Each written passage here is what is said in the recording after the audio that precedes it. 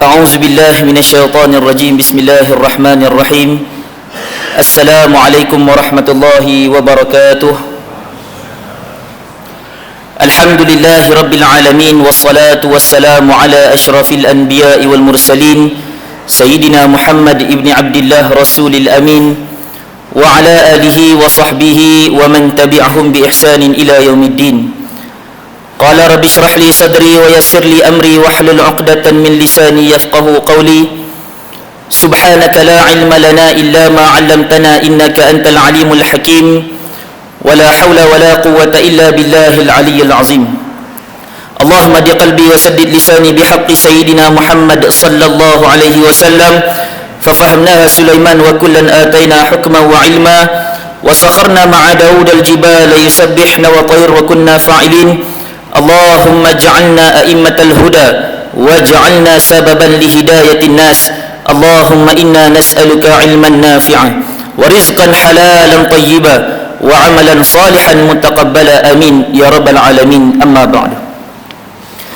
Terima kasih saudara pengacara majlis, junior saya di sekolah dulu, yang saya muliakan Tuan Imam, Tuan Bilal, seluruh jawatan kuasa Masjid Jami' Bukit Jana, ashabul fadilah, alim ulama, asatizah, ayah-ayah, ibu-ibu, abang kakak, adik-adik. Mudah-mudahan kita semua sentiasa dalam naungan rahmat Allah Subhanahu wa taala, dikurniakan kesihatan yang baik agar dapat sama-sama kita beribadah kepada Allah dengan tenang dan sempurna. Dibukakan 1001 pintu kebaikan untuk kita melakukan amal ketaatan kepada Allah. Diketuk pintu hati kita agar sentiasa bertakwa kepada Allah, melaksanakan segala titah perintahnya dan mencuba sehabis baik untuk meninggalkan larangannya, insya-Allah. Ayah-ayah, ibu-ibu yang dimuliakan Allah, saya pergi ke mana pun yang biasa ikut pengajian saya, mula majlis, tutup majlis, kita akan sama-sama berselawat dengan selawat Nuril Mubin. Moga-moga dengan berkat selawat Allah Subhanahu wa taala membuka dan menerangi pintu hati kita, melapangkan dada kita, menghadirkan ketenangan dalam hidup kita, dan yang paling penting Allah Subhanahu wa taala permudahkan apa juga urusan kita di dunia dan juga di akhirat.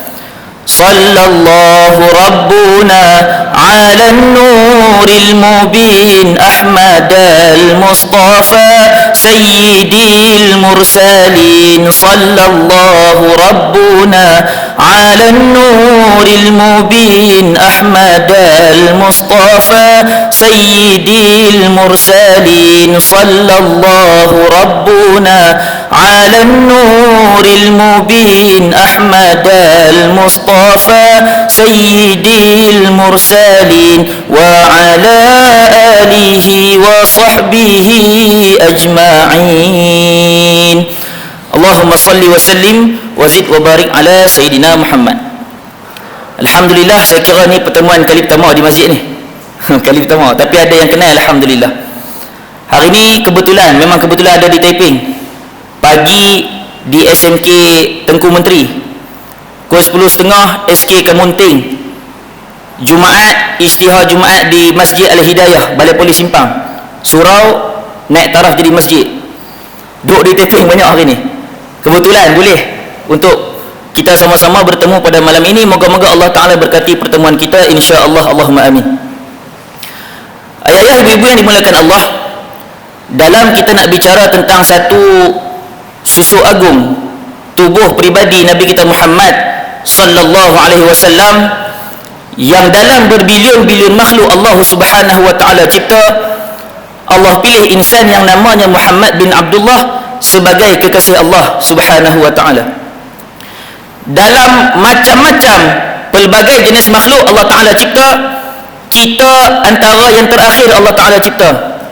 Langit bumi dah ada, syurga neraka dah ada, jin dah ada, malaikat dah ada, hatta binatang pun dah ada.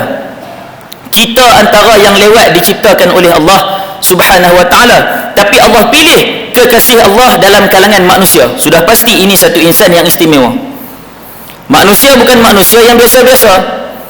Dalam hadis riwayat Imam Ahmad, seorang sahabat Nabi yang namanya Sayyidina Abu Dzar Al-Ghifari radhiyallahu anhu tanya kepada Nabi sallallahu alaihi wasallam, "Ya Rasulullah, berapakah bilangan para anbiya?"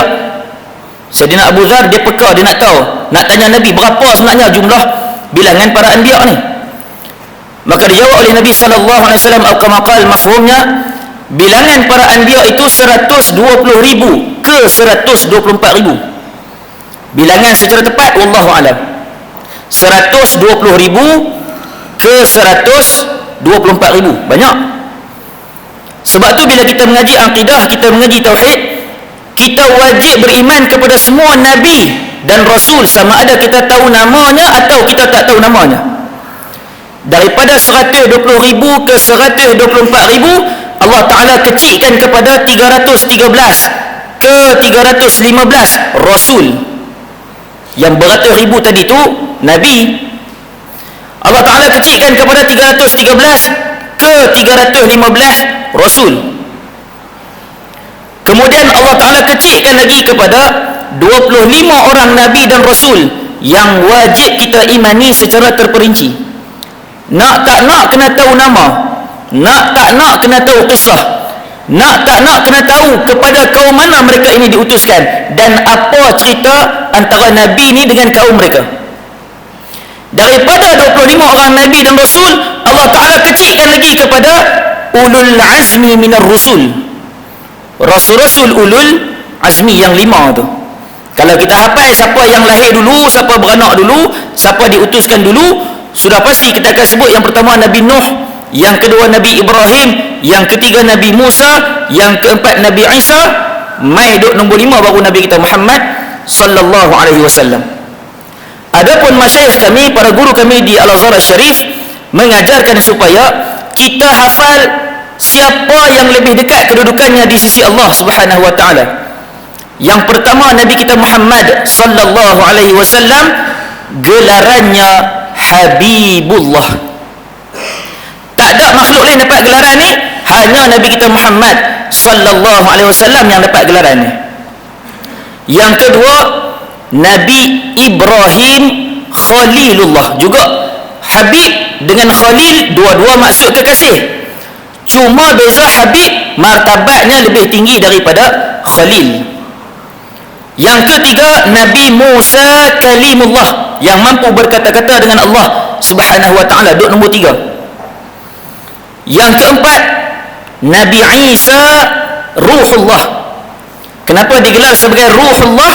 Kerana Allah yang meniupkan ruh Nabi Allah Isa alaihissalam ke dalam rahim, dalam jasad ibunya Sayyidatina Maryam alaihissalam, dalam keadaan masih lagi anak dara, anak gadis sunti. Maka digelar sebagai Isa Ruhullah. Yang kelima Nabi Nuh Najiyullah. Kenapa digelar sebagai Najiyullah?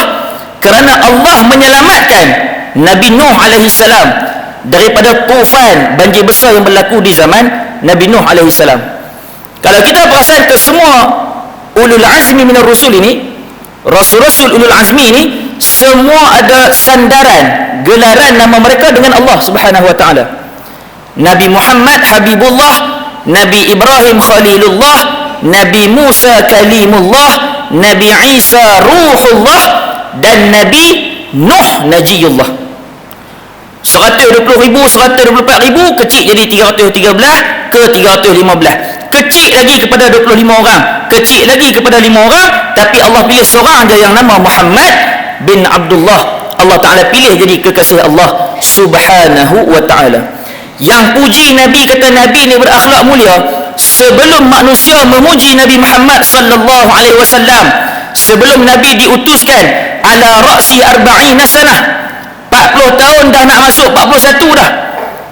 Ala ra'si 40 sanah disebut oleh Sayyidina Anas bin Malik dalam hadis riwayat Imam Tirmizi. Nabi diutuskan umur 40 tahun dah nak masuk 41. Ketika Allah Subhanahu wa taala mengutuskan, sebelum tu lagi manusia dah panggil Nabi kita sebagai Al-Amin. Kita ingat, oh manusia dulu yang puji Nabi kita Muhammad sallallahu alaihi wasallam, tapi tak, Allah Ta'ala pujilah.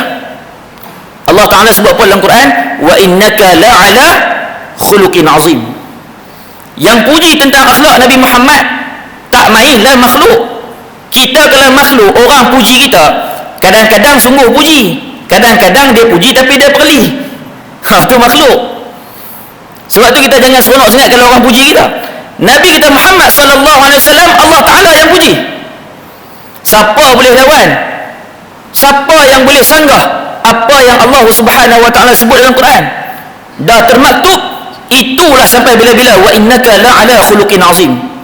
Kerana itulah kalau kita nampak ada orang yang beradab, ada orang yang berakhlak, ada orang yang betul-betul mengikut sunnah, baik sungguh satu orang ni, maka semua kebaikan yang kita nampak pada setiap seorang daripada kita, ketua kita adalah Nabi kita Muhammad sallallahu alaihi wasallam.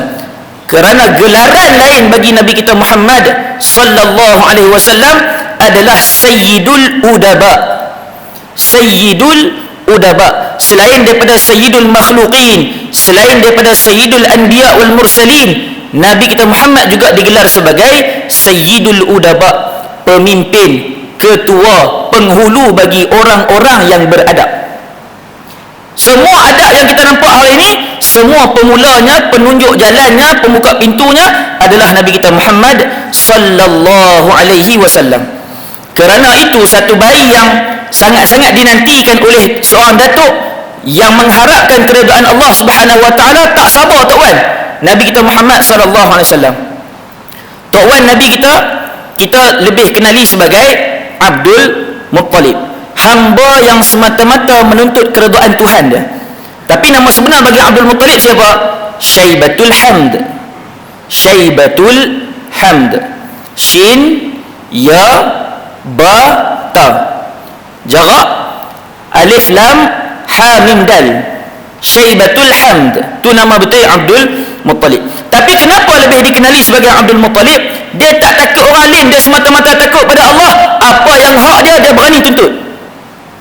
50 hari sebelum kelahiran Nabi kita Muhammad sallallahu alaihi wasallam, Abrahah datang bawa tentera bergajah mai serang Mekah nak runtuhkan Kaabah. Sebelum dia runtuhkan Kaabah, dia rampas habis segala unta, segala haiwan peliharaan, ternakan yang ada di sekeliling kota Mekah. Termasuk yang dirampas adalah unta-unta milik datuk kepada Nabi kita. Tok Wan Nabi ni Abdul Muttalib boleh pergi mengadak seorang-seorang. Wahai Abrahah, kembalikan semula unta-unta aku yang kamu rampas. Terkejut Abrahah. Satu orang lelaki yang tak bawa orang, pi seorang-seorang, senjata tak ada, apa tak ada, pi mengadak Abrahah seorang-seorang. Kamu tak takut ke aku nak runtuhkan Kaabah ni? Tok Wan Nabi jawab apa? Unta-unta tu milik aku dan aku tuannya. Maka aku sebagai tuan berhak kepada ternakan-ternakan aku, dan aku datang nak tuntut balik hak aku. Adapun Kaabah yang kamu nak runtuhkan, dia ada Tuhan, dia ada tuan dia. Kamu pergi minta dekat tuan dia. Main kiah lagu tu. Unta tu aku punya, jadi aku ada hak nak ambil balik unta tu. Kamu nak runtuh Kaabah tu soal kamu dengan tuan kepada Kaabah. Kamu nak runtuh Kaabah, pergi minta izin dengan tuan empunya Kaabah. Terkejut Abrahah, berani sungguh Abdul Muttalib. Tak fikir siapa dah, fikir semata-mata nak cari keredaan Allah Subhanahu wa taala. Bila dah dapat balik unta, Abdul Muttalib pergi depan Kaabah, dia kata, wahai Tuhannya Kaabah, hari ni aku dah jalankan tanggungjawab aku ambil balik semula hak aku. Adapun Kaabah ini di bawah kekuasaanmu, maka engkau lah yang jaga. Tu yang bila Abrahah datang juga dengan tentera bergajah mai serang Kaabah 50 hari sebelum Nabi Muhammad sallallahu alaihi wasallam lahir, Allah Taala hantar burung ababil yang kecil dengan batu-batu kerikil yang kecil, tetapi mampu mengalahkan tentera bergajah Abrahah yang besar dengan izin Allah yang maha besar. Saya ulang, Allah Taala jaga Kaabah ni. Allah Ta'ala hantar burung ababil yang kecil, bawa di paruh mereka batu-batu kerikil yang kecil, tapi mampu mengalahkan tentera bergajah Abrahah yang besar dengan izin Allah yang maha besar. 50 hari sebelum Nabi kita Muhammad sallallahu alaihi wasallam lahir, Allah Ta'ala bagi ilham kepada datuk Nabi kita Muhammad sallallahu alaihi wasallam. Bila dapat anak, Abdul Muttalib ada berapa orang anak? Abdul Muttalib ada berapa orang anak? 16 orang anak. Zaman lah kalau ingat 16 tu terkejut lah. Zaman lah ada zaman Caesar, sikit lah, 5, 6 tu pun dah banyak dah. Anak Abdul Muttalib ada 16 orang, dan ayah Nabi kita Abdullah anak nombor 16, anak bongsu. Cuba bayang, dalam hiruk pikuk kota Mekah, yang Mekah ketika itu mataf yang kita tengok hari ni, kawasan lapangan tawaf sekeliling Kaabah, dulunya penuh dengan berhala. Hatta dalam Kaabah pun ada berhala. 360 dalam riwayat disebutkan bilangan berhala duk ada. Bukan duk macam zaman lah ni clear kosong je, cuma tersepak kaki orang je dia nak tawaf. Dulu penuh Kaabah, penuh berhala di sekeliling Kaabah, hatta di dalam Kaabah. Bila mula tak ada, 20 Ramadan tahun 8 Hijrah, Nabi buat pembukaan kota Mekah, pakat-pakat hunuskan pedang, hancurkan berhala dengan hulu pedang. Ja'al haq wa zahaqal batil innal batila kana zahuqa. Barulah tak ada berhala, tapi sebelum tu berhala penuh di sekeliling Kaabah, hatta di dalam Kaabah. Cuba bayang, Allah Ta'ala bagi izin, bagi ilham kepada datuk Nabi ni, boh nama anak bongsu Abdullah. Dalam keadaan ketika itu tak ada satu orang makhluk pun yang namanya Abdullah. Masa orang tengah ada buat benda syirik, orang tengah duk sembah berhala, orang tengah menyekutukan Allah, tapi Allah Ta'ala pelihara nasab keturunan yang mulia ini. Allah Ta'ala bagi ilham, seorang lelaki dapat anak nombor 16, hak bongsu tubuh pilih nama Abdullah. Tok Wan nama Abdul Muttalib, hamba yang semata-mata menuntut keridaan Tuhan. Anak buah nama Abdullah, hamba Allah. Cucu buah nama Muhammad, yang terpuji di langit dan di bumi. Muhammad, Ahmad, Mahmud, Mamduh, yang terpuji di langit dan juga di bumi. Allah Ta'ala pelihara nasab ni. Sebab tu bila Yahudi dia pemain Nabi kita Muhammad sallallahu alaihi wasallam, dia kata Nabi ni anak zina, dia kata biadab pokok Yahudi ni. Dia kata Nabi anak zina, tak marah ke kita? Tapi mujuh Nabi besar. Dalam riwayat disebut daripada Sayyidina Ali radhiyallahu anhu, Nabi sallallahu alaihi wasallam bersabda, wulidtu min nikah walam akhruj min sifah. Atau kama qala, Nabi kata apa? Wulidtu min nikah, aku dilahirkan daripada hasil pernikahan yang sah. Walam akhruj min sifah, bukan aku ni terbit lahir daripada hasil perzinaan.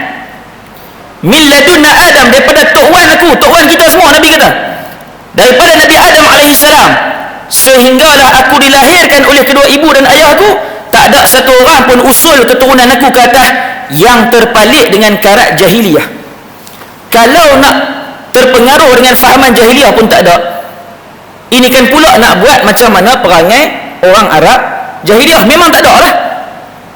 Tapi ada juga yang dia pemain. Bukankah Nabi kita Muhammad sallallahu alaihi wasallam ini berketurunan Nabi Allah Ibrahim alaihissalam? Ada orang duk main lagu tu. Bukankah Nabi kita Muhammad sallallahu alaihi wasallam ni keturunan Nabi Ibrahim? Kan Nabi Ibrahim 80 tahun kahwin tak ada anak. 80 tahun kahwin tak ada anak. Doa setiap hari Allah sebut dalam Quran, Rabbi habli minas salihin, Rabbi habli minas salihin. Doa 80 tahun doa.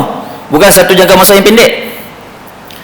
Mai umur 81, isteri pertama Siti Sarah bagi izin kahwin dengan Siti Hajar. Umur 82 dapat anak sulung daripada isteri kedua, iaitu Nabi Ismail alaihissalam. Anak sulung daripada isteri kedua. Duk tak duk, Siti Sarah yang asalnya tidak boleh melahirkan anak, boleh pula lahirkan anak namanya Ishaq alaihissalam. Daripada Nabi Ishaq kita tak boleh, lahir banyak Nabi-Nabi Bani Israel. Nabi Ishaq umur 40, dengar cakap mak lagi suruh kahwin, dapat anak kembar Aisu dengan Allahumma salli ala sayyidina Muhammad, Yaqub. Aisu keturunan Rom lah ni. Yaqub inilah yang digelar sebagai Israel. Bila Nabi Yaqub kahwin dua orang isteri, al-jam'u bainal ukhtain, kahwin kakak, kahwin adik. Cuma syariat zaman tu lah tak boleh. Kahwin dengan Rahil dan juga Lia, dapat 12 orang anak. Termasuklah yang ke-11 Nabi Yusuf, yang ke-12 Bunyamin. Semua 12 orang jadi Nabi. Tu yang Nabi-Nabi banyak dalam kalangan Bani Israel. Tapi anak daripada Ismail, anak Nabi Ibrahim yang jalur Ismail ni, Nabi kita Muhammad seorang je yang jadi Nabi. Awal-awal kita cerita 120,000 tadi tu, bila Sayyidina Abu Zar tanya Nabi cerita 120,000. Lepas tu Nabi kata apa? Wa arba'atun minhal Arab. Daripada beratus ribu tu, 4 orang je Nabi dalam kalangan bangsa Arab. Pertama Nabi Hud, yang kedua Nabi Saleh, yang ketiga Nabi Shu'aib, dan yang keempat Nabi sebut dekat Sayyidina Abu Zar, wa nabiyyaka ya Abu Zarrin, dan Nabi kamu wahai Abu Zar. Siapa Nabi Abu Zar?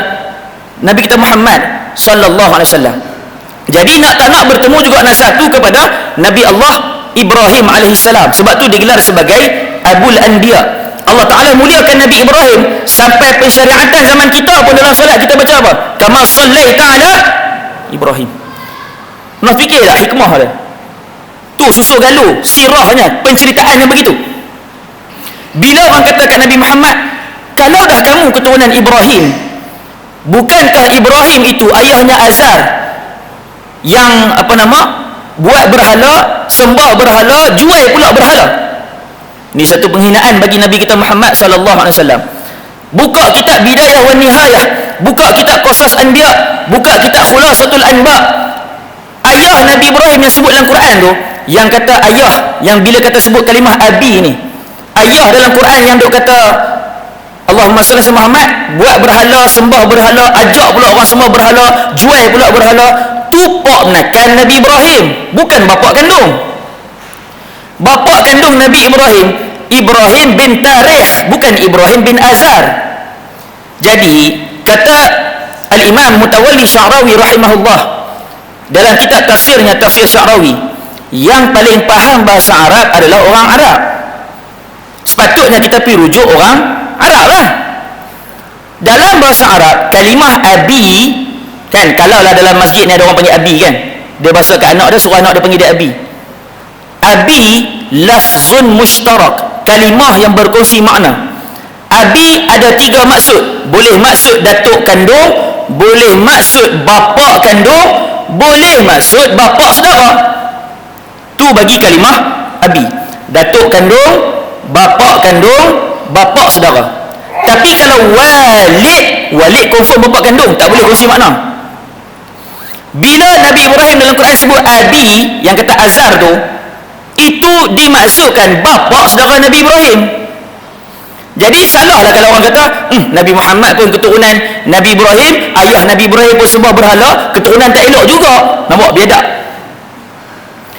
Yang kedua, bila ada orang buat mari hadis, satu orang sahabat menjumpa Nabi SAW, dia masuk Islam, ayah dia tak sempat masuk Islam, meninggal dalam keadaan kafir.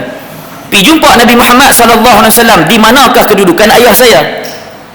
Maka dijawab oleh Nabi SAW, inna abi wa abaka finnar, sesungguhnya ayahku dan ayah kamu dalam neraka. Jangan kita faham hadis, jangan kita faham Quran secara literal. Jangan kita faham hadis, jangan kita faham Quran secara zahir terjemahan. Tafsir Quran ada tafsirnya, hadis ada syarahnya. Bila Allahumma salli ala sayyidina Muhammad, Nabi sebut inna abi wa abaka finnar, jangan faham Nabi kata ayahku dan ayah kamu dalam neraka. Tu ayah Nabi Abdullah, bukan. Nabi duduk dalam perut, khilaf ulama, 2 bulan, 6 bulan, 8 bulan ayah meninggal. Bila lahir, duduk dengan mak sampai 6 tahun, pergi ziarah kubur ayah, on the way balik, mak meninggal di perkampungan Abwa antara Madinah dengan Mekah. Lepas tu 6 tahun sampai 8 tahun duduk dengan Tok Wan, dan duduk 2 tahun je. Lepas tu Tok Wan meninggal, start umur 9 tahun sampai umur Nabi 50 tahun. Siapa duduk belah Nabi? Abi Talib. Kerana itu Nabi panggil Abi Talib ni apa? Abi. Jadi yang Nabi kata inna abi wa abaka finnar, sesungguhnya ayahku dan ayah kamu dalam neraka, yang Nabi maksudkan pak menakan Nabi, pak saudara Nabi, bukan bapa kandung Nabi. Jangan kita faham lagu tu. Cuba bayang dalam keadaan hiruk pikuk Arab jahiliyah, Allah Ta'ala bagi ilham, mak Nabi nama Aminah, Allah Ta'ala yang jaga keamanan untuk dia, Allah Ta'ala yang menjamin keharmonian, keselamatan untuk dia. Ayahnya pula nama Abdullah, hamba Allah Subhanahu Wa Ta'ala yang ketika itu tak ada orang buh nama ni. Dan Allah Subhanahu wa taala, mana mungkin, ni tak payah sembang dalil lah, ni kita pakai akal je, dalil akal. Mana mungkin Allah taala nak tumpangkan roh kekasih Allah di dalam rahim orang-orang yang mensyirikkan Allah? Setuju tak? Saya ulang, mana mungkin Allah Ta'ala nak menumpangkan roh kekasih Allah di dalam rahim orang-orang yang mensyirikkan Allah? Hatta dalam Quran Allah Ta'ala sebut, wa taqallubaka fis sajidin, aku pindahkan ruhaniah kamu wahai Muhammad dalam tulang sulbinya orang-orang yang sujud pada aku. Maknanya dipelihara sungguhlah nasab Nabi kita Muhammad sallallahu alaihi wasallam. Maka salah kalau orang kata Nabi pun keturunan tak elok, mai kat Nabi je lepas tu baru elok. Biadab sebenarnya. Ngaji sirah ke tak? Ngaji hadis ke tak? Satu lagi, ni saya ajak fikir cara kampung walaupun kita duduk taman. Kita ajak fikir cara kampung. Apa dia? Kita ada hubungan darah tak dengan Nabi? Kita keturunan Nabi ke? Ke ada keturunan Nabi dalam ni? Minta maaf. Ada? Ada tolong kat tengah Zat, tolong bagi Zat. Kita, saya rasa tak ada dalam ni keturunan Nabi sallallahu alaihi wasallam. Tapi soalan, kita nak dah syafaat Nabi? Nak tak dengar pun. Nak baru dengar. Kita semua nak syafaat Nabi dalam keadaan kita tak ada hubungan darah dengan Nabi. Adakah mustahil untuk Nabi bagi syafaat kepada kedua ibu dan ayah Nabi? Tak mustahil. Kalau orang luar pun Nabi boleh bagi syafaat, mak ayah Nabi lagi boleh, lagi utama. Sebab tu kena jaga keturunan Nabi ni keturunan yang mulia. Allah Ta'ala pelihara nasab ni. Tak boleh kita suka-suka hati nak menerakakan, nak meletakkan orang, kita sendiri nak jadi qadi, nak jadi penghukum. Tak boleh. Kita ada banyak macam-macam cara nak bela Nabi. Kita kena jadi orang paling depan, bela Nabi kita Muhammad sallallahu alaihi wasallam. Nabi kita Muhammad sallallahu alaihi wasallam, bila ayah Nabi umur 18 tahun, umur 18 tahun, Tok Wan Nabi Abdul Muttalib bawa ayah Nabi Abdullah ni pi rumah Wahab. Kan Aminah binti Wahab. Pi rumah, nikahkan Abdullah dengan Aminah radhiyallahu anhuma. Adat orang Arab, bila kahwin, yang lelaki kena duduk rumah orang perempuan 3 hari. Lepas 3 hari baru ayah Nabi bawa mak Nabi pi rumah Abdul Muttalib. Cuma mak ayah Nabi cuma sempat hidup serumah sebumbung 10 hari. Tak lama. Lepas 10 hari dah dapat seruan kena berdagang ke kota Syam.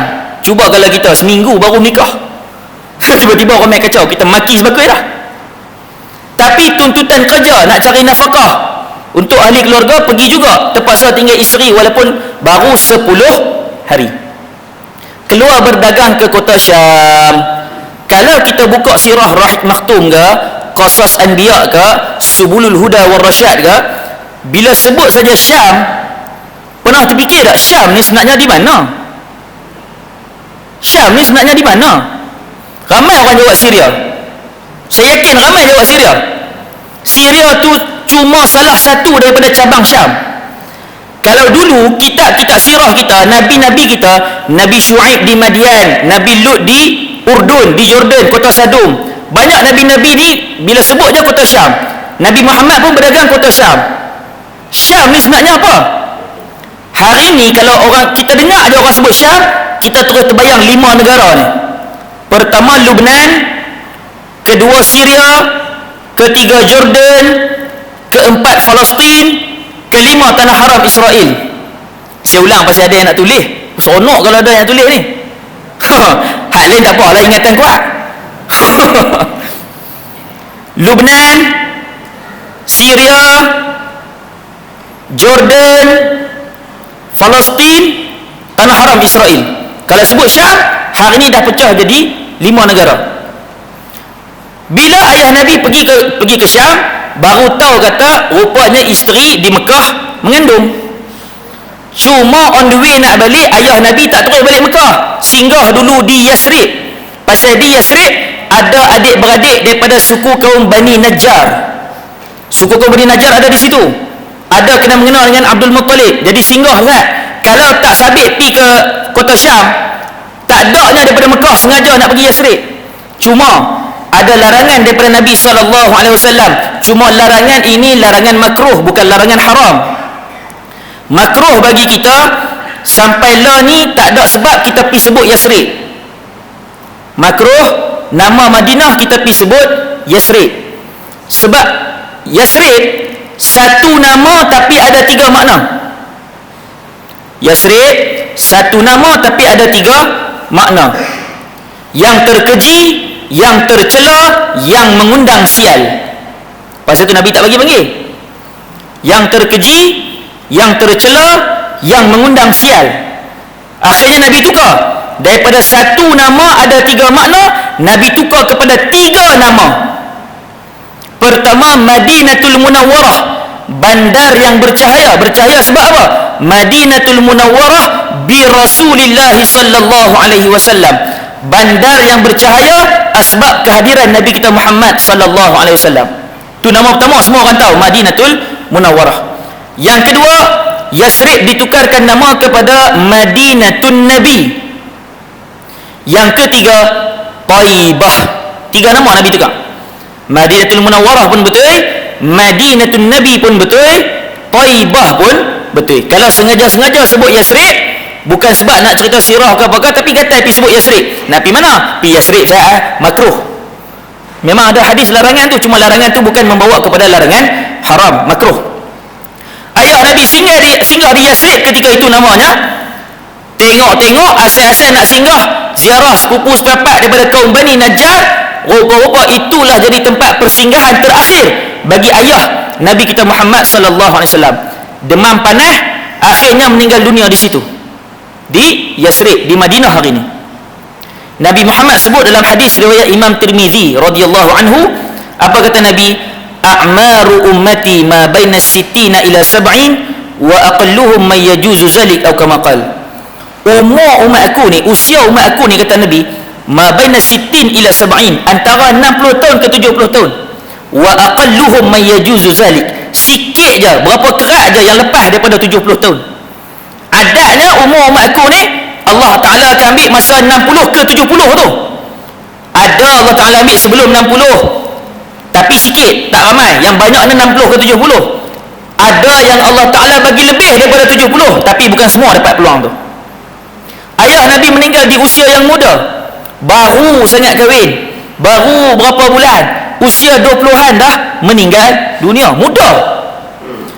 Sedih sungguh Abdul Muttalib, satu orang ayah, satu orang mak, bila kehilangan anak, sedihnya akan lagi teruk, lagi merana berbanding dengan seorang anak yang kehilangan mak ayah.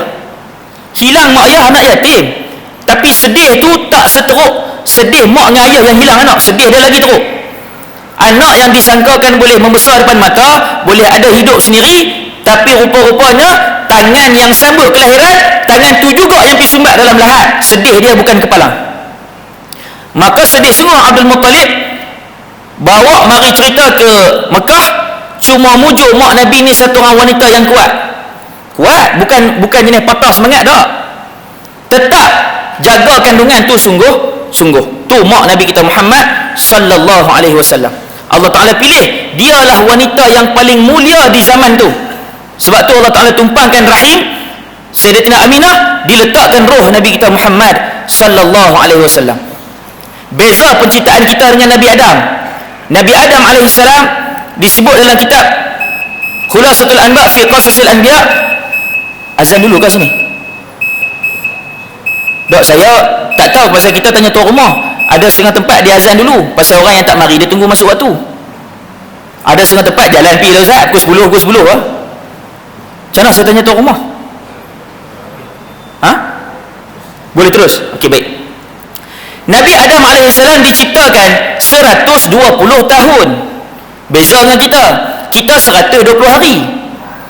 Dalam surah Al-Mu'minun Allah Ta'ala sebut apa?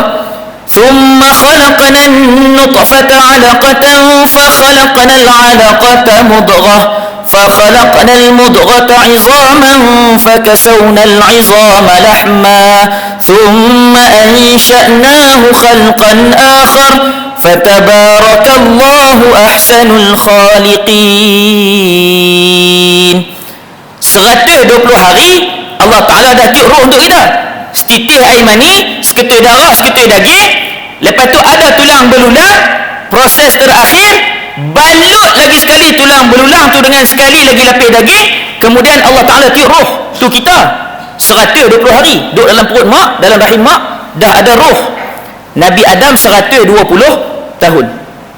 Nabi Muhammad SAW sepanjang di dalam kandungannya, apa kata mak Nabi? Tak pernah aku rasakan sakit. Yang orang duk cerita sakit bersalin ni, mak Nabi tak pernah rasa. Sakit mengandung loya ke apa, kau tak pernah rasa. Tiba-tiba nak makan McD ke KFC ke, tak ada. Kalau kata ada, mohon lah zaman tu. Kemudian Nabi kita Muhammad SAW bukan setakat Abdul Muttalib kawan Nabi je yang tunggu kelahirannya, bahkan Abu Lahab. Siapa Abu Lahab? Adik-beradik pak Nabi tunggu juga kelahiran dia. Dua orang ni paling excited. Pertama Abdul Muttalib pasal nak tunggu anak daripada arwah anak bongsu. Yang kedua Abu Lahab pasal dia nak tunggu anak menekan daripada adik dia, ayah dia sayang sangat tu. Tunggu. Cuma 11 Rabiul Awal nak masuk 12 tu, Abu Lahab balik rumah. Dia tinggal hamba dia Suwaibah Al-Aslamiyah. Orang Melayu kita sebut Suwaibatul Islamiyah. Pi tolong bidan utama nak pi sambut kelahiran Nabi kita Muhammad sallallahu alaihi wasallam. Siapa dah bidan utama di zaman tu? Bidan utama, tangan pertama yang sambut Nabi kita Muhammad sallallahu alaihi wasallam. Dua, sama ada namanya Syifa ataupun Ummu Syifa. Dua-dua ada dalam riwayat. Siapa dia Syifa ataupun Ummu Syifa ni? Dia mak kepada Sayyidina Abdul Rahman bin Auf. Kenal Sayyidina Abdul Rahman bin Auf? Antara sahabat Nabi yang kaya. Kan masa hijrah Nabi persaudarakan antara Muhajirin dan juga Ansar. Ansar ni kalau ada bini lebih, mereka cerai seorang, mereka bagi nikah dengan Muhajirin. Ada harta lebih, mereka bagi ke Muhajirin, nak mula kerja, nak mula berniaga macam-macam. Abdul Rahman bin Auf dia tak terima benda tu. Dia terima persaudaraan, tapi dia tak mau terima RM1 daripada Ansar. Dia kata aku boleh cari rezeki sendiri. Dia masuk ke aswaq, pasar-pasar dalam Madinah. Dia beli unta, minta maaf saya tak ingat 600 dirham ataupun 600 dinar. Dia beli unta, dia jual balik harga sama. Beli unta sama, kemudian jual harga pun sama. Tak ada ambil untung langsung. Tapi macam mana nak kaya? Unta bila dia beli di pasar, unta ni ada dua tali. Satu tali di leher, yang kedua igal. Siapa tahu igal tu apa? Pernah tengok orang Arab pakai serban macam tudung tu? Lepas tu ada hak tali lilit hitam tu. Hak tu lah igal. Orang Arab dulu, igal tu buat kunci lutut unta. Kita mebok atas kepala tu, yang orang panggil kepala lutut. Saya tak sebut. Sayyidina Abdul Rahman bin Auf, dia beli unta, dia jual unta saja, tali dengan igal tu, kunci tu dia ambil. Akhirnya semua unta di Madinah tak ada tali, tak ada kunci. Dia mega tali dengan kunci je, kaya raya terus. Sayyidina Abdul Rahman bin Auf, dia bukan kaya je ni, aku beli barang hang, hang beli barang aku. Aku promote barang hang, hang promote barang aku. Tak. Dia bijak bisnes cara dia. Mak dia Syifa ataupun Ummu Syifa ni yang sambut kelahiran Nabi kita Muhammad sallallahu alaihi wasallam. 50 minit sebelum masuk waktu subuh, lahirnya Nabi kita Muhammad sallallahu alaihi wasallam. Tangan pertama yang duk sambut ni tangan mak Sayyidina Abdul Rahman bin Auf radhiyallahu anhu. Dibantu oleh mak Sayyidina Uthman bin Abil As, dengan dibantu oleh hamba kepada Abu Lahab, Suwaibah Al-Aslamiyah. Bila beranak tu, lari Suwaibah Al-Aslamiyah ke rumah tuan dia Abu Lahab. Wahai tuanku, tuan dah pun dapat anak saudara lelaki. Abu Lahab punya seronok, dia bebaskan Suwaibah Al-Aslamiyah masa tu juga. Punya seronok dapat anak menekan lelaki. Tapi yang kata Abu Lahab ni, satu-satunya manusia atas muka bumi Allah Subhanahu wa taala ni, 10 tahun sebelum dia mati, Allah Ta'ala laknat dia, hang confirm dah neraka. 10 tahun sebelum mati.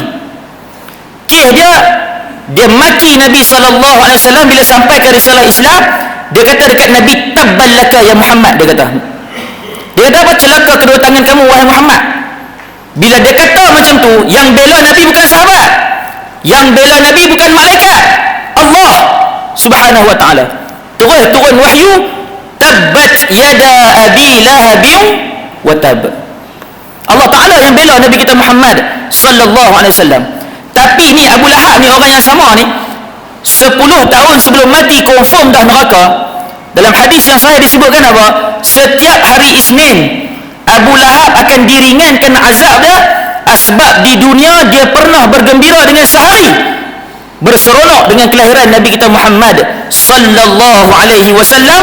Kalau orang yang akal dia sihat, orang yang Allah Ta'ala laknat 10 tahun sebelum mati pun diringankan azabnya di dalam neraka. Cuba bayang satu orang Muslim, mukmin, beriman pada Allah dan Rasul, mati dalam keadaan yang baik, husnul khatimah, Allahumma amin. Ke mana kita nak pergi? Moga-moga dengan pengakhiran yang baik, Allah Ta'ala dan Rasul ada dalam hati kita, baik juga kesudahan kita dan kisah di sebalik alam dunia yang kita akan tempuh semuanya. Sebab tu kena banyak seronok dengan kelahiran Nabi kita Muhammad sallallahu alaihi wasallam. Kata Fadilatul Syekh Ibrahim Abdul Ba'is Al-Kitani hafizahullah, kelahiran Nabi kita Muhammad sallallahu alaihi wasallam adalah pemula kepada segala cahaya. Sebab dengan lahirnya Nabi kita Muhammad, marinya pensyariatan Islam, dan dengan lahirnya Nabi kita Muhammad, kita hari ini kenal Allah Subhanahu wa ta'ala. Sebab tu kena banyak bersyukur, berterima kasih kepada Nabi kita Muhammad sallallahu alaihi wasallam. Tu kata Abu Lahab. Yang kedua yang paling seronok Nabi lahir siapa? Sudah pastilah Tok Wan Nabi, Datuk Nabi, Abdul Muttalib. Lahir-lahir tengok sempurna sifat, tak pernah tengok bayi secantik ni, secomel ni, sesempurna ni. Sayyidina Hasan bin Sabit radhiyallahu anhu dulu seorang penyair. Allah Ta'ala bagi satu mukjizat yang sesuai dengan zaman tu. Zaman Nabi Musa AS zaman sihir menyihir. Sebab tu mukjizat Nabi Musa, lempar tongkat jadi ular dalam surah Taha. Tangan letak celah ketiak, keluar bercahaya. Tu mukjizat sesuai dengan zaman tu. Zaman Nabi kita Muhammad, syair-syair dijual di pasar. Syair jual syair. Tunjuk orang, mereka nak puji ke nak keji. Musyrikin Mekah panggil Sayyidina Hasan bin Sabit, masa tu belum Islam, nak bagi sekian-sekian upah, sekian-sekian ganjaran kalaulah boleh hina Muhammad bin Abdullah. Sayyidina Hasan bin Sabit kata, tunjukkan aku mana Muhammad bin Abdullah. Bila tengok Nabi kali pertama, bukan keji tapi puji. Tak ambil upah, tak ambil ganjaran hak musyrikin Mekah bagi, terus masuk Islam. Sebut apa? Wa ajmalu minka lam tara qattu ain, wa atyabu minka lam talidin nisa'u, khuliqta mubarra'an min kulli aibin ka'annaka qad khuliqta kama tasha'u. Yang lebih indah daripada Nabi kita Muhammad ni, mata ni tak pernah tengok. Maknanya cantik sungguh, semat sungguh, segak sungguh, sempurna sungguh. Wa atyabu minka lam talidin nisa'u, yang lebih baik daripada Nabi Muhammad ni tak pernah dilahirkan oleh mana-mana wanita kecuali mak Nabi kita Muhammad, Sayyidatina Aminah binti Wahb radhiyallahu anha. Khuliqta mubarra'an min kulli aibin, kamu diciptakan oleh Allah bersih, suci daripada sebarang bentuk keaiban. Ka'annaka qad khuliqta kama tasha'u, seolah-olah kamu ini diciptakan oleh Allah seperti mana yang kamu kehendaki. Terlalu sempurna. Tak peliklah dalam hadis Imam Tirmizi kata Sayyidina Ali, man ra'ahu badihatan habahu. Siapa saja yang tengok Nabi Muhammad sallallahu alaihi wasallam kali pertama, dia akan mari rasa segan, rasa kagum, rasa takjub. Dia kagum, terpesona, terpana dengan keagungan dan kemuliaan akhlak Nabi kita Muhammad sallallahu alaihi wasallam. Wa man khalaqahu ahabbahu. Siapa aja yang duduk dengan Nabi, dah bercampur dengan Nabi, sembah dengan Nabi, wajib jatuh cinta dengan Nabi kita Muhammad sallallahu alaihi wasallam. Sebab itu dari awal-awal kelahiran, bila Abdul Muttalib angkat je jasad Nabi kita Muhammad yang masih lagi bayi, terus dibawa ke Kaabah Baitullahil Haram. Pergi dekat Kaabah, diangkat tinggi Nabi kita Muhammad sallallahu alaihi wasallam. Apa yang disebut oleh Tok Wan Nabi ni? Alhamdulillahilladzi a'tani hadzal ghulam at-tayyib al-ardani qad sada fil mahdi 'ala al-ghilmani u'idhuhu bil baiti zil arkani. Sebab tu orang tua-tua kita, jangan kita duk pandang lekeh. Jangan duk pandang lekeh orang tua-tua kita. Duk di kampung, depa bukan tak mengaji. Depa dulu kalau Maulidur Rasul duk berlarak satu kampung, dak pun duk endoi nak sini panggil endoi ke buai? Buai. Duk buai anak depa duk selawat apa? Ha? Salla alaika Allahu ya Adnani ya Mustafa ya Safwatar Rahmani alhamdulillahi alladhi a'tani hadzal ghulam at-tayyib al-ardani هذا الغلام الطيب الأرداني. Hafal kan? Semua pernah dengar kan? قد ساد في المهدي على الغلمان أعيذه بالبيت ذي الأركان حتى أراه بالغ البنيان أنت الذي سميت في القرآن أنت الذي سميت في القرآن صلى عليك الله يا عدناني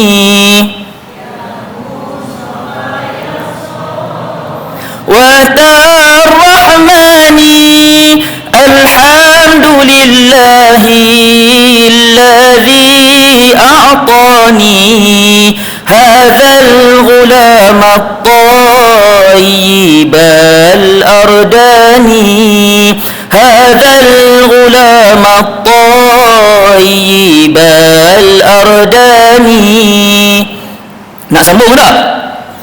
Sambung. Ahmadu maktubun ala al-jinani Salla alaika Allahu fil ahyani Ya Rabbana bil Mustafa al-Adnani Ighfir dhunubi thumma aslih shani اغفر ذنوبي ثم أصلح شاني. Orang tua-tua kita selawat, semua ada sirah, semua ada sebab belaka. Jangan pula, oh ini Nabi tak buat, laju je kita. Nampak tak? Pertama, Salla alaika Allahu ya Adnani. Pasal apa Adnan? Pasal apa Adnan? Pasal Adnan, sepakat ulama tak ada khilaf, moyang Nabi yang ke-21. Moyang Nabi bin sampai 21. Huwa Muhammad ibn Abdillah ibni Abdil Muttalib ibni Hashim ibni Abdi Manaf ibni Qusay ibni Kilab ibni Murrah ibni Ka'ab ibni Lu'ay ibni Ghalib ibni Fihr ibni Malik ibni Nadr ibni Kinanah ibni Khuzaimah ibni Mudrikah ibni Ilyas ibni Mudar ibni Nizar ibni Ma'ad ibni Adnan salawatullahi alaihi wasallam. 21 orang, tak ada khilaf dalam hadis Sahih Bukhari, dalam kitab sirah Nurul Uyun. 21 orang, semua ni nasab orang keturunan mulia belaka, tak ada seorang pun syirik pada Allah Subhanahu wa taala. Lepas tu khilaf, tak tahu jumpa siapa, jumpa balik Ismail bin Ibrahim alaihi wassalam. Pasal tu disebut Salla alaikallahu ya Adnani. Baris ketiga keempat tu mula apa yang disebut oleh Tok Wan Nabi masa angkat Nabi pergi kat Kaabah. Alhamdulillahillazi a'tani hadzal ghulam at-tayyib al-ardani. Segala puji bagi Allah. Nampak? Puji Allah. Pasal tu Abdul Muttalib diberi ilham oleh Allah, bubuh nama anak tadi itu Muhammad, yang terpuji di langit dan juga di bumi. Sebab tu jangan ada pun satu orang yang mengatakan keturunan Nabi ni yang bukan-bukan. Jangan suka-suka hati nak kata Nabi pun keturunan, sebelum tu bukan masuk Islam pun. La ilaha illallah. Dalam Quran Allah Ta'ala sebut wa ma kunna mu'azzibina hatta nab'atha rasulah. Allah Ta'ala takkan azab satu kaum yang tidak diutuskan tak diutuskan Nabi pada kaum tu. Bila Nabi Isa diangkat ke langit, jaraknya sampai diutuskan Nabi kita Muhammad 578 tahun. Riwayat yang kedua 551 tahun. Lebih 500 tahun tak ada Nabi. Jadi siapa pun yang duduk masa tu, di zaman tu, bukanlah terus kita kata, oh ni buat ni neraka, buat ni pahala. Tak. Ni golongan ahli fitrah ni. Ni golongan yang tidak diberatkan, tidak ditaklifkan dengan syariat ni. Tapi ada orang yang soleh? Ada. Antaranya ni yang dijaga ni, keturunan Nabi Muhammad sallallahu alaihi wasallam. Tadi saya dah sebut dah. Jangan laju sangat nak nerakakan bila kata inna abi wa abaka finnar tadi tu. Sebab yang ayah yang Nabi maksudkan adalah Abi Talib, bukannya Abdullah. Kita kena jadi orang ke depan yang bela Nabi kita Muhammad sallallahu alaihi wasallam. Kalau ada orang yang cakap bukan-bukan, yang tidak pada susuk mulia Nabi kita Muhammad sallallahu alaihi wasallam, diuji oleh Allah dan menyusu dengan mak tu sah dah. Lepas menyusu dengan mak, menyusu pula dengan ibu susuan pertama, Suwaibah al-Aslamiyah. Lepas tu menyusu pula dengan ibu susuan kedua, Halimatus Sa'diyah. Bawa balik ke perkampungan Bani Sa'ad. Umur 5 tahun dibelah dadanya. Kemudian umur 6 tahun, mak bawa Nabi Muhammad, Siti Aminah ni bawa Nabi Muhammad pergi ziarah kubur ayah di Yasrib, di Madinah. On the way balik, antara Mekah dengan Madinah ada satu tempat namanya perkampungan Abwa, yang hari ni jarang kita pergi. Kalau pergi umrah, kita tahu Mekah, Madinah, Taif, Mekah, Madinah, Taif, Mekah, Madinah, Taif. Siapa yang ada kesempatan pergilah Abwa. 200 km je daripada Jeddah, tak jauh pun. Duk tengah-tengah padang pasir tu, satu tu je kubur. Ini orang yang mengandungkan Nabi kita Muhammad sallallahu alaihi wasallam. Ini wanita mulia yang melahirkan Nabi kita Muhammad sallallahu alaihi wasallam. Ada ruang, ada peluang, ada kesempatan, pilah ziarah ke sana walaupun sekadar menyedekahkan Al-Fatihah. Pergi sebagai tanda syukur kita. Nabi ni bukan takat kita nak anggap sebagai Nabi, tak. Ayah kita semua dalam agama. Ayah kita, ayah kepada ayah kita, ayah kepada mak kita, ayah kepada usul keturunan kita, kena bela semua. Dan kita kena hargai siapa saja yang membantu Nabi kita Muhammad sallallahu alaihi wasallam. Nabi bukan takat diuji oleh Allah bila lahir, tak. Sebab tu kalau baca riwayat berkenaan dengan ulul azmi minar rusul, rasul-rasul ulul azmi, mata hitam tu hitam sungguh, mata putih tu putih sungguh. Tapi kesemua lima rasul ulul azmi ni, Muhammad Habibullah, Ibrahim Khalilullah, Musa Kalimullah, Isa Ruhullah, Nuh Najiyullah, kesemua pada putih mata mereka tu terzahir urat kemerah-merahan. Sebab apa? Banyak menangis mengadu kepada Allah Subhanahu wa taala. Kita menangis mengadu kat mana? Status WhatsApp, Facebook, Instagram, Telegram, apa gram lagi lah, kilogram, kilometriko, bufil apa pun. Banyak menangis kepada Allah Subhanahu wa ta'ala. Bila ada yang menyakiti hati Nabi, yang pujuk Nabi bukan makhluk tapi Allah Subhanahu wa ta'ala. Masuk umur Nabi 50 tahun, Nabi kita hilang 2 sayap kiri dan kanan, hilang tulang belakang. Siapa dia? Nabi hilang Sayyidatina Khadijah binti Khuwailid radhiyallahu anha, isteri yang Nabi paling sayang. Dan yang kedua, Nabi hilang Abi Talib, pak menekan yang Nabi anggap macam ayah. Masa 3 tahun kena pulau, dia kena pulau sama. Tak boleh ada urusan perkahwinan, tak boleh ada urusan perniagaan jual beli. Akhirnya 3 tahun tak boleh ada urusan jual beli. Dalam riwayat sebut apa? Makan hujung-hujung pucuk daun tu. 3 tahun dia berlapar dengan Nabi SAW, tapi dia tak masuk Islam. Bila dia dah terbaring atas katil nazak, Nabi sebut apa? Masuklah Islam pakcik, masuklah Islam pakcik. Tak masuk juga Islam. Akhirnya bila dia meninggal dalam keadaan kafir, Nabi menangis. Allah Ta'ala tegur Nabi, innaka la tahdi man ahbabta walakinna Allah yahdi man yasha. Wahai Muhammad, sesungguhnya kamu tak boleh bagi hidayah kepada orang yang kamu sayang, walakinna Allah yahdi man yasha, tetapi Allah yang bagi hidayah kepada sesiapa yang Allah kehendaki. Kita bila ajak orang main semayang, ajak orang suruh banyak sedekah, ajak orang buat benda baik, hakikat kita cuma tunjuk jalan. Adapun yang menjentik hati mereka, dengar apa ajakan kita, itu semua adalah urusan Allah Subhanahu wa ta'ala. Buat je benda baik, cegah ke benda mungkar, walillahil aqibatul umur. Lebihnya semua serah pada Allah Subhanahu wa taala. Menangis, hilang satu tulang belakang. Kemudian hilang isteri pertama hak Nabi paling sayang ni. Sayang sungguh. Wahai Khadijah, sampaikan salam aku kepada madu kamu. Nak meninggal lagi salam. Wahai Khadijah, sampaikan salam aku kepada madu kamu. Siapa dia? Siti Maryam. Siti Maryam mana ada suami? Suami dia Nabi kita Muhammad sallallahu alaihi wasallam nanti di syurga.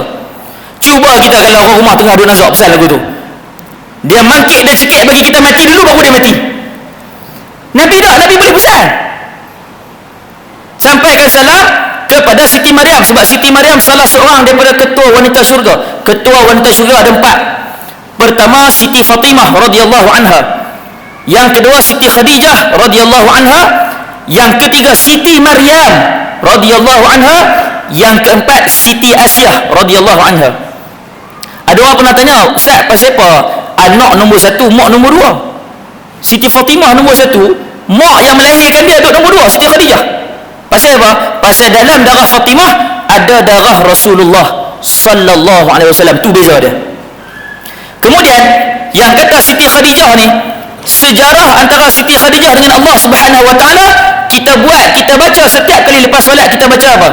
Allahumma antas salam wa minkas salam wa ilaika ya'udus salam. Berbalas salam dengan Allah Subhanahu wa taala melalui Nabi kita Muhammad sallallahu alaihi wasallam. Mulia. Bila Nabi hilang isteri ni, Nabi hilang pok menekan, Nabi macam terlalu sedih sampai kan tak ada orang boleh pujuk Nabi. Akhirnya Allah yang pujuk Nabi, hantar Jibril, hantar Buraq, berlakulah peristiwa Isra' wal Mi'raj. Allah Ta'ala yang pujuk Nabi, bukan makhluk. Sebab tu kalau ada orang kata saya lawak, oh adalah tempat tu ditiping, tak sebutlah surah mana.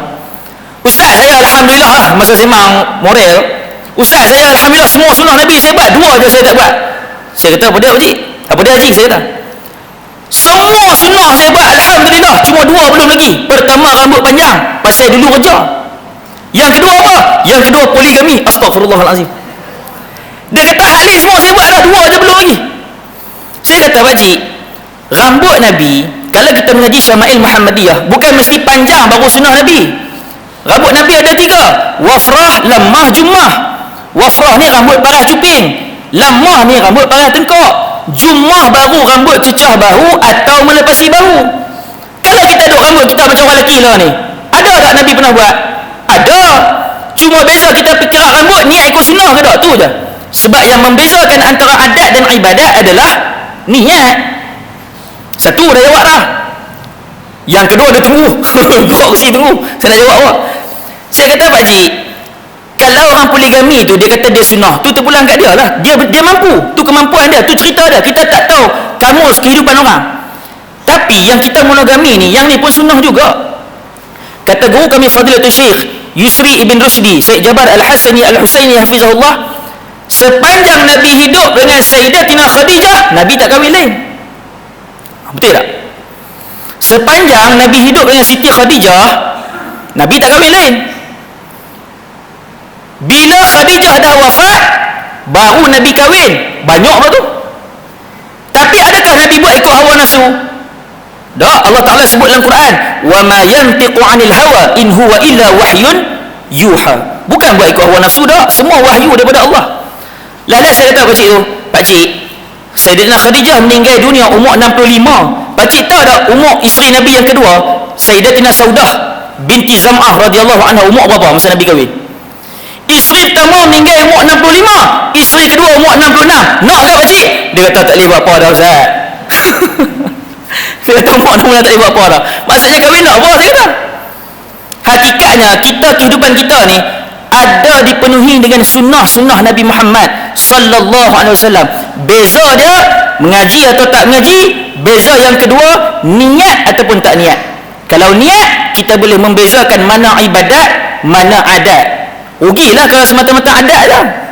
Nampak tak? Tu Nabi kita Muhammad sallallahu alaihi wasallam. 20 Ramadan tahun 8 Hijrah, 10 hari sebelum Nabi pergi serang kota Mekah, nak buat pembukaan kota Mekah. Pasal apa kita sebut pembukaan? Hatta Konstantinopel pun Nabi kata la tuftah Al-Qisṭantiniyah. Nabi kata akan dibukakan. Mekah pun pembukaan, Konstantinopel pun dibuka. Ada disebut pembukaan, bukan kata penjajahan. Mana beza dia? Kalau orang kafir kita sebut penjajahan, kalau orang Islam kita sebut pembukaan. Sebab orang kafir kenapa disebut penjajahan? Bila dia dapat tawan satu tempat, segala hasil bumi tempat tu dia bawa balik pusat pemerintahan apa? Tu sebut penjajahan. Adapun Islam kenapa disebut pembukaan? Kita cuma nak tawan tempat tu, nak ajak ramai-ramai mentauhidkan Allah Subhanahu wa ta'ala. Hasil bumi tempat tu semua untuk ahli tempat tu je lah. Sebab tu Rom bila jatuh, mai utusan mereka ke Madinah cari mana dia khalifah Amirul Mukminin Sayyidina Umar bin Khattab radhiyallahu anhu. Tengok-tengok tengah duk baring atas pelepah tamat, berbekas belakang badan Sayyidina Umar radhiyallahu anhu. Tak cari kaya, tak cari untung, ikut semata-mata akhlak Nabi Muhammad sallallahu alaihi wasallam, usah duk ambil kesempatan dalam kesempitan orang lain. Nabi Muhammad nak pi buat pembukaan kota Mekah ni, nak kata baik Nabi sebagai pemimpin ni, dan ni kata mukjizat Nabi. Mukjizat Nabi, kita kira umur kita 60 tahun, 70 tahun, 50 tahun, sepanjang kita hidup, berapa mukjizat Nabi yang kita tahu? Balik lagi tulis. Ayat keluar celah jari, pokok mari lindung Nabi masa qada hajat, bulan terbelah, apa lagi mukjizat Nabi yang kita tahu? Nabi, antara mukjizat Nabi, khususiat Nabi, Nabi boleh tahu benda gaib, Nabi boleh tahu benda akan datang, bahkan Nabi tahu apa di hati manusia. Sayyidina Hatib ibn Abi Balta'ah, seorang tentera Badar, dulu pernah ikut perang Badar dengan Nabi SAW. Nabi dah plan dah 20,000 bala tentera daripada Madinah nak bergerak ke kota Mekah. Tiba-tiba Hatib teringat ada family dia di Mekah.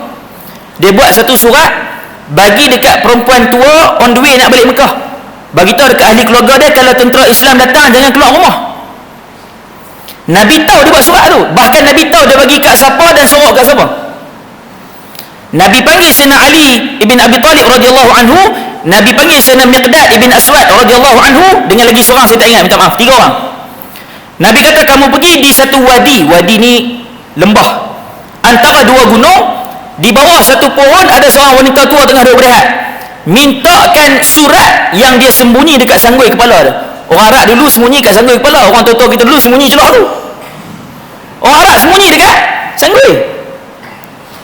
Sayyidina Ali pergi, Sayyidina Miqdad dengan seorang lagi pergi. Sayyidina Ali dah tahu dah kat mana surat, tapi sengaja tanya, buat mari surat yang ada pada badan kamu, tak sebut kat sanggul. Perempuan tua tu kata tak ada. Buat mari surat yang ada di badan kamu. Dia kata tak ada. Kali ketiga Sayyidina Ali kata, kalau kamu tak bagi, aku londeh pakaian kamu.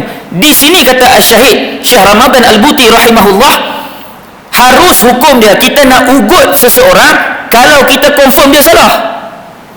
Haram kita nak ugut orang kalau kita tak tahu lagi sabit tak sabit dia salah ke tak. Ni dah haram tu dia hancuri ke tak? Dia diam je. Pasal apa hang tak jawab? Hai aku tunggu, pang pukul dia. Kena dia menjawab pukul juga. Betul masalah. Sayyidina Ali bila ugut lagu tu, barulah dia keluarkan surat di sanggul dia.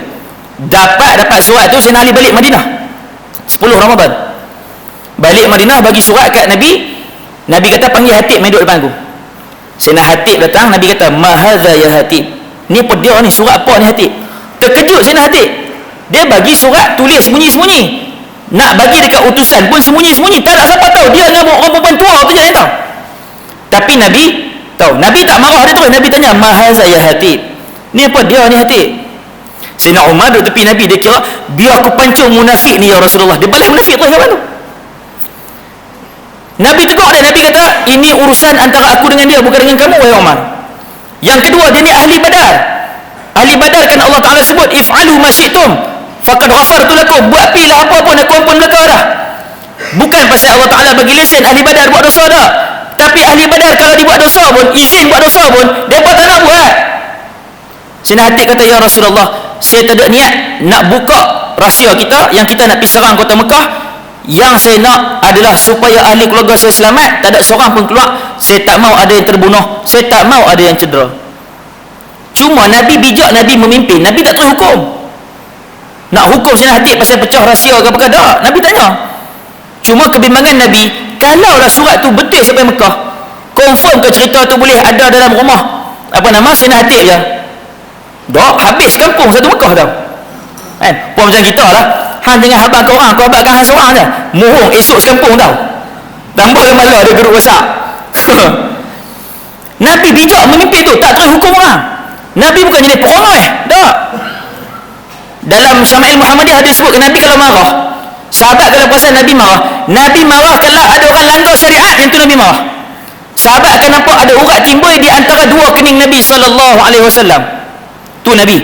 Tapi kalau duduk kat Nabi tak marah. Tu yang beda. Ada Arab Badui kan dalam hadis 40 Imam Nawawi. Sayyidina Abu Hurairah kata, Arab Badui tu datang dekat Nabi, dia kata, "Ausini, wasiatkan aku, nasihatkan aku." Nabi kata kat dia, "La taghdab." Jangan kamu marah. Faraddada miraran, dia tak puas hati, dia patah balik. Dia tanya, "La taghdab." Nabi ulang yang tu je. Dia patah balik beberapa kali pun Nabi pesan yang sama, jangan marah. Kalau kita faham zuhir, pening kita. Kalau tak buka syarah. Faham zuhir seolah-olah macam tak boleh marah langsung. Padahal marah ni fitrah manusia. Ada seronok, ada sedih, ada marah. Tu fitrah kita manusia. Tapi yang Nabi kata la taghdab tu maksudnya apa? Ai, kata guru kami Fadilatul Syekh Yusri, la tunfidh ghadabak. Jangan kamu lepaskan kemarahan kamu. Wa illa sataqa fi zulmil ghair. Kalau tidak kamu akan menzalimi orang lain. Satu orang ayah boleh tak dia nak pukul anak dia? Boleh, tapi pukulan takdik, pukulan mendidik. Tapi kena mari tengah marah, tengah duk marah sungguh, tengah duk baran sungguh, asal-asal pukulan mendidik, dia boleh pukul sampai menyakiti anak dia. Zalim tak zalim? Zalim. Sebab tu Nabi tak bagi. Bukan Nabi tak bagi marah dah. Marah tu biasa sifat manusia. Cuma cara macam mana nak kawal kemarahan. Tu Nabi kita Muhammad sallallahu alaihi wasallam. Hari keputeraan Nabi kita Muhammad sallallahu alaihi wasallam, kalau nak cerita sirah macam-macam kita boleh ambil. Cuma kemuncak kita nak ajak orang apa? Kenai Nabi sungguh-sungguh, sayang Nabi sungguh-sungguh, rindu kasih kepada Nabi sungguh-sungguh, banyak selawat ke Nabi sungguh-sungguh. Kata guru kami Fadilatul Syekh Yusri, bukankah Nabi Muhammad sallallahu alaihi wasallam sayang pada kita? Saya tanya balik pada tuan-tuan, Nabi sayang kita ke tak? Tak dengar, Nabi sayang kita ke tak? Sayang.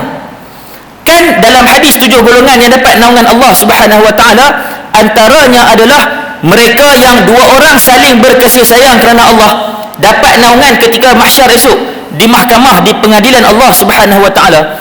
Maka kata guru kami Fadilatul Syekh Yusri Ibn Rushdi Syekh Jabar Al-Hasani Al-Husaini hafizahullah, kita sebagai umat Nabi cuma tinggal nak sayang Nabi dah. Nabi dah confirm sayang kita. Bila kita sayang ke Nabi SAW sungguh-sungguh, maka jadi tak dua orang yang saling berkasih sayang kerana Allah?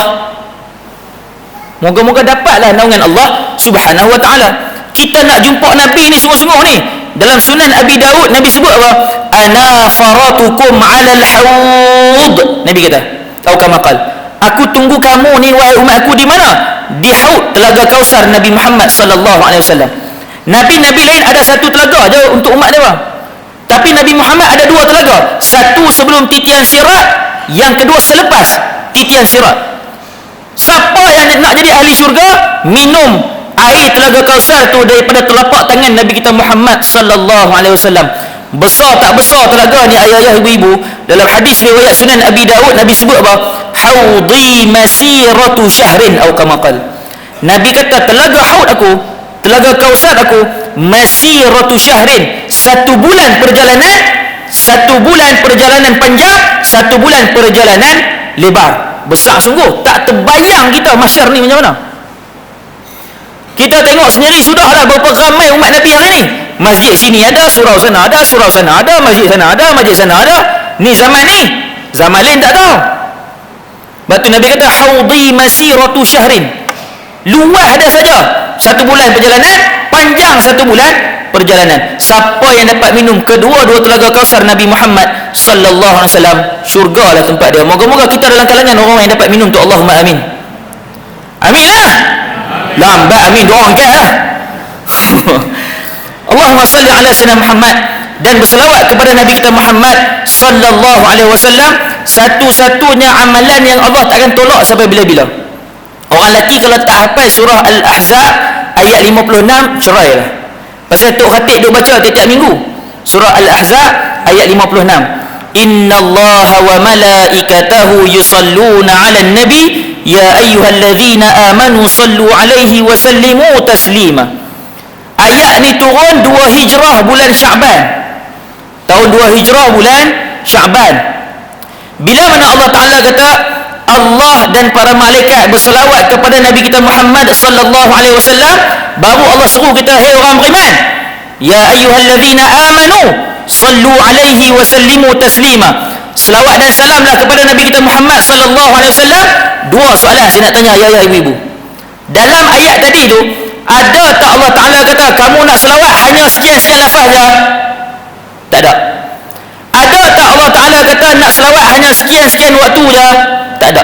Bila tak ada, selawat pilah apa lafaz pun, selawat pilah bila-bila pun. Sebab satu orang yang berselawat, selawat adalah satu-satunya amalan yang Allah Ta'ala takkan tolak sampai bila-bila. Kullul a'mal bainar rad wal qabul illa salatan ala rasul. Semua amalan yang kita buat Allah Ta'ala boleh tolak, Allah Ta'ala boleh terima, illa salatan ala rasul, kecuali selawat pada Nabi Muhammad sallallahu alaihi wasallam sekali-kali tidak akan ditolak oleh Allah Subhanahu wa taala. Sebab tu kata Sayyidina Anas bin Malik radhiyallahu anhu, Nabi sallallahu alaihi wasallam bersabda, mafhumnya, siapa saja yang berselawat ke atasku, Allah Taala akan berselawat ke atasnya 10 kali, diampunkan 10 dosa kecilnya dan diangkatkan 10 darjatnya. Solat boleh jadi terima, boleh jadi tak terima. Tapi dengan selawat confirm dah Allah Taala selawat balik kat kita. Cuma ada orang tanya, Allah Ta'ala selawat balik kat kita tu macam mana? Dijawab oleh Al-Imam Suyuti rahimahullah, maknanya Allah Ta'ala confirm dah merahmati dan meredai kita. Kemuncak kegembiraan bagi orang beriman adalah bila mana dia tahu Allah Ta'ala redha kat dia. Dan amalan yang kita buat yang confirm Allah Ta'ala redha adalah salawat.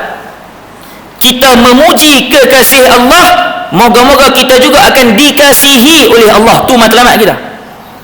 Satu. Kemudian, kenapa kita ajak ramai-ramai mencintai Nabi kita Muhammad sallallahu alaihi wasallam? Kerana sebelum kita sayang Nabi dan sebelum kita sayang diri kita, Nabi orang pertama yang lebih dulu merindui dan mencintai kita.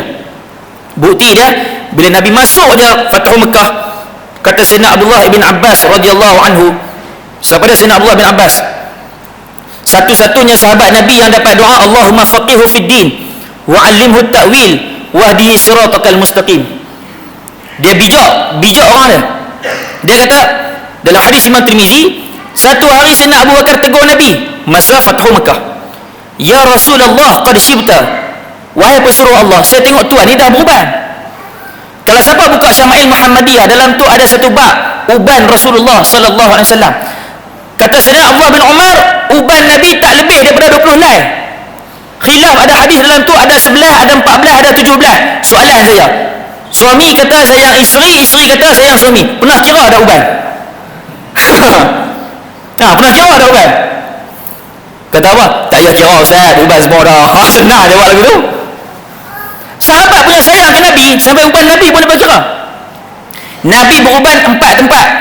Pertama, fi mafraqi ra'sihi sallallahu alaihi wasallam. Nabi kan belah 2 rambut Nabi. Di alur tu, di tengah tu, Nabi beruban di situ. Fi mafraqi ra'sihi, tang belahan tu. Kemudian di sudurai ni rambut yang tajam ni, kiri kanan ni. Satu di alur, di rambut. Yang kedua sudurai, gigi rambut ni. Orang Arab panggil sudurai pasal apa? Kan bila kita pening kepala kita baca la yusadda'una anha wa la yunzifun, ayat tu. 1, 2, 3. Yang keempat di mana? Anfaqah. Anfaqah ni kumis di bawah bibir Nabi kita Muhammad sallallahu alaihi wasallam.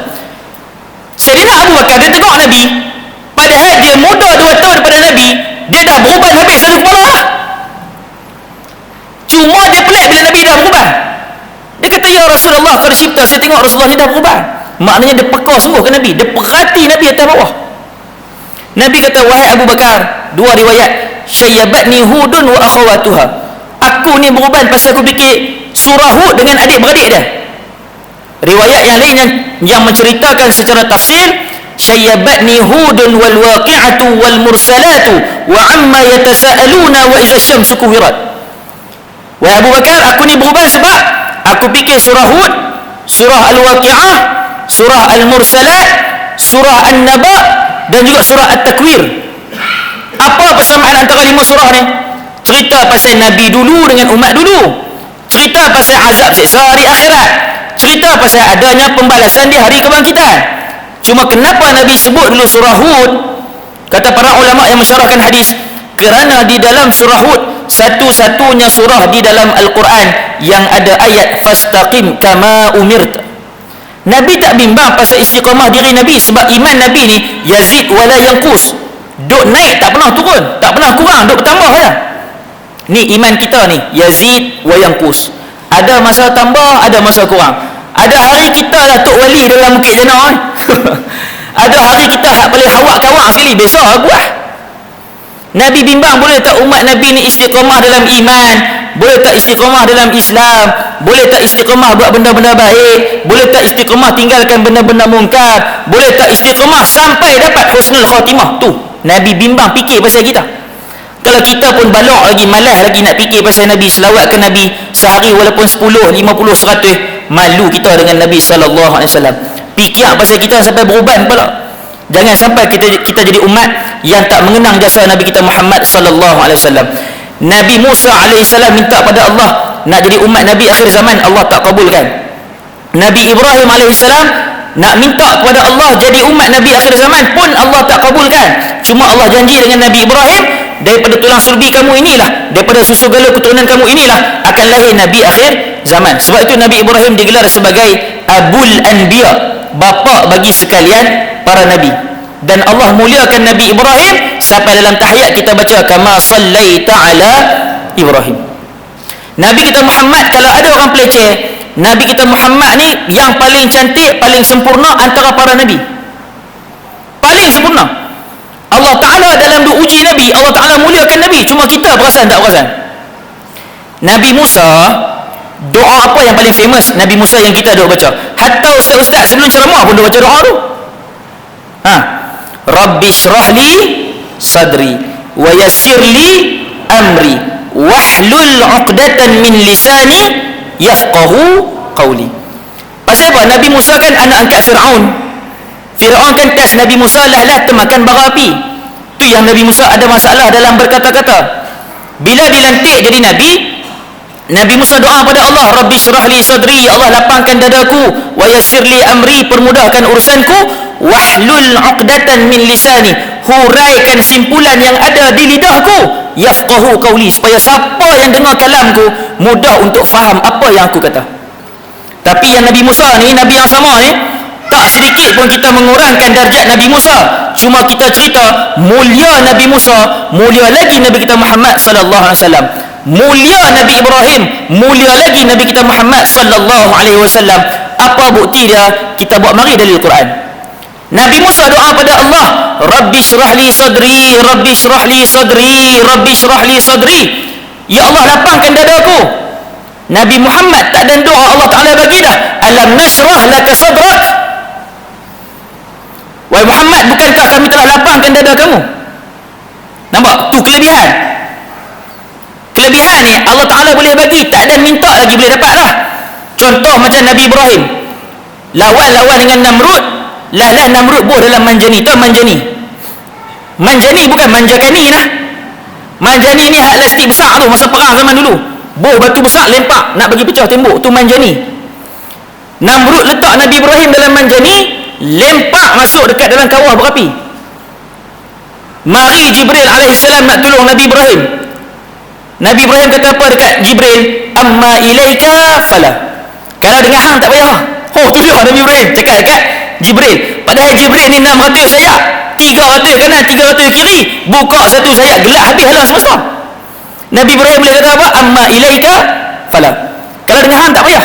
Hatta dengan Tuhan aku sendiri, aku tak ada minta, dia tahu dah aku susah. Nabi Ibrahim cuma baca apa? Hasbiyallah wa ni'mal wakil. Nabi Ibrahim baca tu je. Akhirnya Allah Ta'ala perintah, qulna ya narukuni bardan wa salaman li Ibrahim.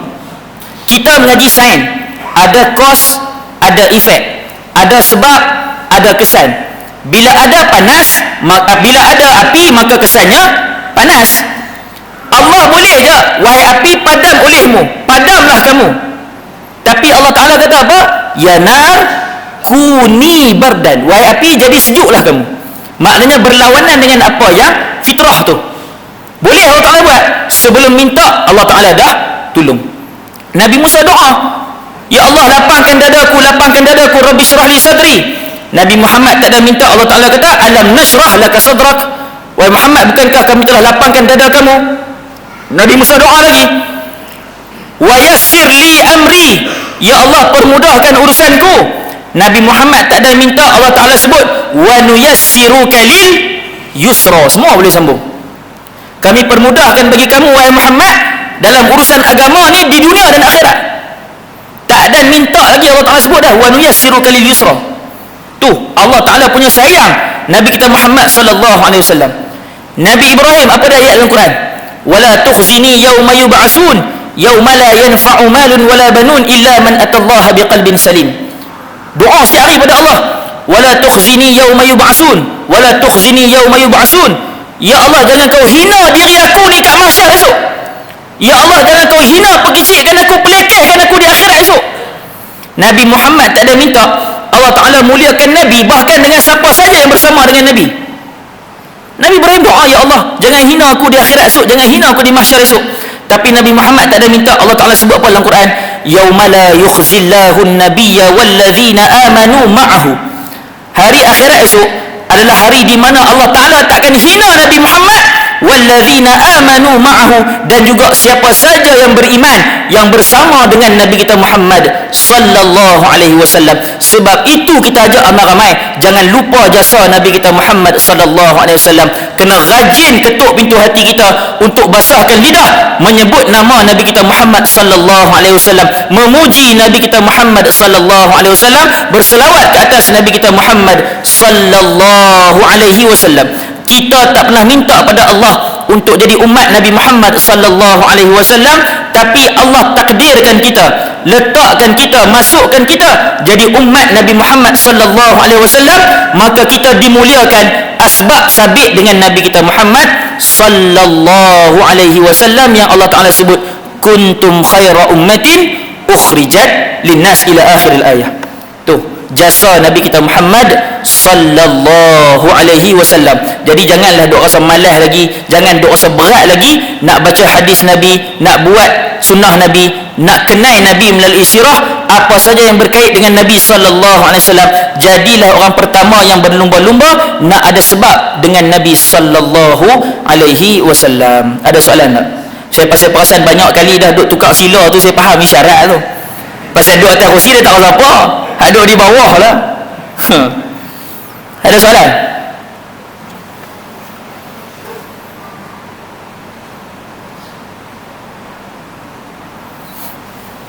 Ya je. Soalan tu pernah ditanya di zaman Sayyidatina Aisyah radhiyallahu anha wa ardhaha.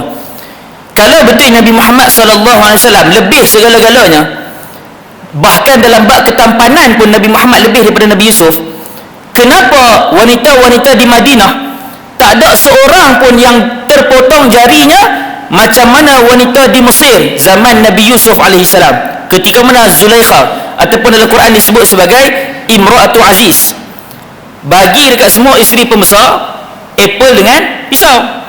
Nabi Yusuf bukan duduk diam dalam bilik tu tak. Istana tu dia, bilik tu pintu dengan pintu, sekadar lalu je, sekadar lalu, buka pintu lalu lepas pintu. Tapi tak perasan ada yang terhiris jari, bahkan ada yang terpotong jari. Pernah ada orang bertikai, maka dijawab oleh Sayyidatina Aisyah radhiyallahu anha wa ardhaha, disebabkan Nabi Muhammad sallallahu alaihi wasallam kecantikannya diselubungi dengan rahmah, maka kecantikan Nabi Muhammad bukan membawa kepada fitnah macam mana kecantikan Nabi Yusuf alaihissalam. Nabi Yusuf kecantikannya bukan diminta tapi membawa kepada fitnah, sebab terlalu kacak, terlalu comel, terlalu segak, maka kecantikan tadi bawa kepada fitnah. Nabi Muhammad Allah Ta'ala sebut dua dalam Quran, wa ma arsalnaka illa kaffatan linnas. Yang kedua Allah Ta'ala sebut wa ma arsalnaka illa rahmatan lil alamin. Maka bila mana Nabi diselubungi dengan rahmat, siapa saja yang tengok Nabi kali pertama, dia mari segan, mari takjub, mari rasa hormat dengan Nabi SAW. Tak ada nak pandang tengok Nabi ada rasa yang bukan-bukan, tak ada. Kalau apa kata Sayyidatina Aisyah, kalaulah kecantikan Nabi Muhammad tidak diselubungi dengan rahmat, nescaya wanita-wanita Madinah bukan yang terpotong itu jari, tetapi yang terpotong itu adalah hati. Bukan kita jawab, isteri Nabi kita Muhammad sallallahu alaihi wasallam. Aisyah ni isteri nombor apa? Aisyah isteri nombor 3. Khadijah, Saudah, Aisyah. Yang keempat baru Hafsah. Tuh, dijawab sendiri, kita tak perlu jawab, kita cuma nakal, kita cuma nukil, kita cuma pindahkan balik jawapan. Pasal tak ada yang nak pandang Nabi, nak tengok, nak buat benda bukan-bukan, tak ada. Tu Nabi kita Muhammad sallallahu alaihi wasallam. Sebab tu kalau ada orang yang cantik, perempuan ni ataupun lelaki ni, benda cantik ni subjektif. Kadang cantik mata kita, tak cantik mata orang. Cantik mata orang biasa-biasa je mata kita. Zaman Nabi Muhammad sallallahu alaihi wasallam ada seorang perempuan cantik. Nabi tengah naik kuda dengan sepupu Nabi, Sayyidina Fadl ibn Abbas radhiyallahu anhuma. Sayyidina Fadl ibn Abbas duduk depan, Nabi duduk belakang dalam atas ekor kuda. Tengah duduk jalan, satu orang perempuan cantik tahan nak tanya soalan. Yang sepupu Nabi kan duduk depan, Nabi duduk belakang. Nabi sengitkan badan. Pasal Nabi ni akhlak Nabi, bila ada orang datang, walaupun atas binatang, atas kenderaan, atas tunggangan, Nabi akan apa istilahnya, wa izal tafata iltafata jami'an. Nabi akan pusing seluruh badan Nabi. Kita kalau sembang menghadap seorang, orang main random celah, kita pusing macam tu lah. Macam tu lah. Kadang tak pusing langsung. Nabi tak, Nabi pusing menghadap siapa yang sembang dengan Nabi. Sebab Nabi meraihkan orang yang main sembang dengan Nabi. Sebab apa? Orang yang main sembang, main tanya soalan, main tegur kita, dia lebih dulu meraihkan kita, maka kita balas balik raih tadi. Nabi sengit badan tanya, nak tanya apa? Yang Sayyidina Fadl ibn Abbas pasal perempuan tu cantik, dia tengok tak kali dah. Nabi tolak pipi dah. Sekali dia pusing tengok lagi. Nabi tolak pipi dia, Nabi tahan, tak bagi dia tengok dah. Lepas habis jawab soalan, perempuan tu pun dah jalan. Nabi kata dekat sepupu Nabi Fadl ibn Abbas ni, lakal awal wa alaikas sani. Wahai Fadl, hang tengok kali pertama tu rezeki hang lah, hang tengok kali kedua dah kira dosa. Orang Melayu kita dia kata tak apa ustaz, lagi mana tak kelip tak dosa, mai buat hukum sendiri. Tu kata dalam bab cantik, dalam bab pandangan, kita dituntut untuk menundukkan pandangan. Cantik Nabi Yusuf memang cantik sungguh, tapi cantik lagi Nabi kita Muhammad sallallahu alaihi wasallam. Belum tengok lagi Nabi pakai baju warna merah. Nabi pakai baju warna merah, kata Sayyidina Jabir bin Samurah, fi lailati idhiyan, pada malam bulan purnama, tak ada satu makhluk pun disebut syai'a, bukan insanan, syai'an. Tak, bukan kata tak ada satu orang, bahkan tak ada satu benda pun yang mampu menandingi kecantikan Nabi kita Muhammad sallallahu alaihi wasallam. Allahu Allahu Allahu Allah Allahu Allah Habibi Rasulullah. Di suatu malam bulan yang penuh cerah, baginda mengenakan pakaian serba merah. Lalu bersumpah Jabir bin Samurah, jika dibezakan Nabi terlebih indah sallallahu alaihi wasallam. Ada soalan lain? Bagi soalan tu. Ya. Suara dan kata-kata Nabi didengar oleh puluh-puluh orang. Nabi kita Muhammad sallallahu alaihi wasallam bila mana berkhutbah, hatta masa hajjatul wada', Nabi panjat atas batu. Tak ada mikrofon macam kita. Tapi itu yang kita sebut tadi, umur 50, 60, 70. Apa 70? Berapa banyak mukjizat Nabi yang kita tahu? Nabi bercakap tak ada bantuan, tapi 120,000 orang yang bersama dengan Nabi ketika mana hajjatul wada', semua dengar pesanan Nabi sallallahu alaihi wasallam. Bukan Nabi duduk atas menara dah, pijak batu je. Siapa perasan di Arafah ada satu batu, sekarang ni dia siap buat tongkat lagi nak tahan batu tu daripada jatuh. Nabi pijak atas batu tu je, bukan tinggi mana pun. Cakap, tapi semua orang tahu. Cuma bila Nabi duduk, dalam kalangan beberapa orang sahabat, wa huwa fi unasin min fi majlisihi, Nabi duduk dalam 3 ke 10 orang ataupun 10 ke 40 orang, Nabi sembang sekadar yang perlu sajalah. Tapi bila ramai, Nabi kuatkan suara Nabi dalam keadaan tak menyeksakan diri Nabi sallallahu alaihi wasallam, tapi semua orang boleh dengar. Hanya sekali je Nabi cakap, Nabi sampai penat bercakap, sampai sahabat kata laitahu sakat, kami harap Nabi senyap diam sekarang. Bukan pasal tak mau dengar apa Nabi kata, tapi risau Nabi penat bercakap. Nabi kata, ala unabbiukum an akbaril kabair, hampa nak dak aku cakap bagi tahu dekat hampa tentang dosa-dosa besar ni. Nabi duduk dalam keadaan itikaf. Itikaf ni dalam bahasa Arab boleh jadi bersandar ataupun tekan siku, ataupun itikaf cara ahli syurga. Ahli syurga ni dalam syurga esok, dia duduk itikaf, letak siku, separuh badan baring. Boleh bayang kot? Sekali saya buat tak beradab pula. Letak siku, lepas tu separuh badan baring, mengeleng gitu. Cuma itikaf di sini bukan yang tu lah. Itikaf ni duduk bersandar. Nabi cerita lagi, hampa nak tahu tak apa dia dosa besar ni? Inilah ibu bagi segala dosa besar, Nabi kata. Pertama, al-isyraku billah, syirik kepada Allah. Sebab tu syirik kepada Allah ni, ada ulama yang masukkan dalam 70 dosa besar, ada ulama yang masukkan dalam 9 ibu bagi dosa-dosa besar, bahkan ada ulama langsung tak masukkan dalam dosa besar. Dosa besar buat wajib taubat, tapi bila syirik wajib syahadah semula. Berat dosa syirik ni. Mai dosa kedua, Nabi kata apa? Uququl walidain, derhaka kepada kedua ibu bapa. Mai Nabi nak sebut yang ketiga, tengah-tengah duk santai bersandak, Nabi berdiri. Bukan berdiri lah, maknanya tegakkan badan Nabi. Nabi pukul ibham Nabi, ni ibu jari kanan, kepada tapak tangan kiri Nabi sallallahu alaihi wasallam. Nabi buat sampai sahabat nampak Nabi penat. Syahadati zur, syahadati zur, syahadati zur, syahadati zur, syahadati zur, syahadati zur. Sampai sahabat kata, laitahu sakat, kami harap Rasulullah diam sekarang. Bukan pasal rimah dengar cakap banyak kali tak, ulang-ulang tak, tapi pasal bimbang Rasulullah penat nak mengingatkan dosa ketiga yang paling banyak dalam umat Nabi sallallahu alaihi wasallam. Apa dia? Penyaksian palsu, fitnah, memfitnah sama kita. Akhir zaman, fitnah bukan lagi bermain di bibir mulut, tapi di hujung jari. Sebab tu sabit kita dah baca surah Yasin, Allah Ta'ala sebut apa? Al-yawma nakhtimu ala afwahihim wa tukallimuna aydihim wa tashhadu arjuluhum bima kanu yaksibun. Mahsyar esok, mulut ni Allah Ta'ala kunci tutup. Wa tukallimuna aydihim, ni tangan dia duk cakap. Wa tashhadu arjuluhum, ni kaki jadi saksi atas apa yang kita buat dekat dunia dulu. Nabi bercakap, yang tu je nak tunjuk hak penat sungguh. Pasal apa? Nabi bagi peringatan, jangan duk buat dosa ni, jangan duk buat dosa ni, jangan duk buat dosa ni. Syirik pada Allah, ramai orang tolak. Derhaka pada kedua mak ayah, ramai tahu apa azab siksa dah. Tapi bab penyaksian palsu, fitnah, memfitnah, tuduh menuduh, ini dah jadi macam biasa dah. Nampak tak?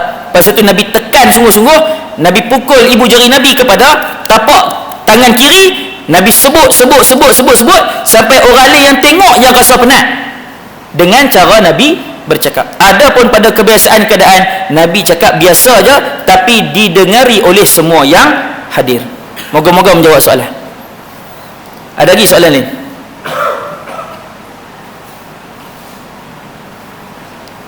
Dah. Kira nak makan dah. Lepas ni ada kursilah. Ha? Tak ada? Selawat tak ada? Sila. Ni tekong ni kat sekolah tu. Sila. Tunggu habis majlis, buat selawat lah.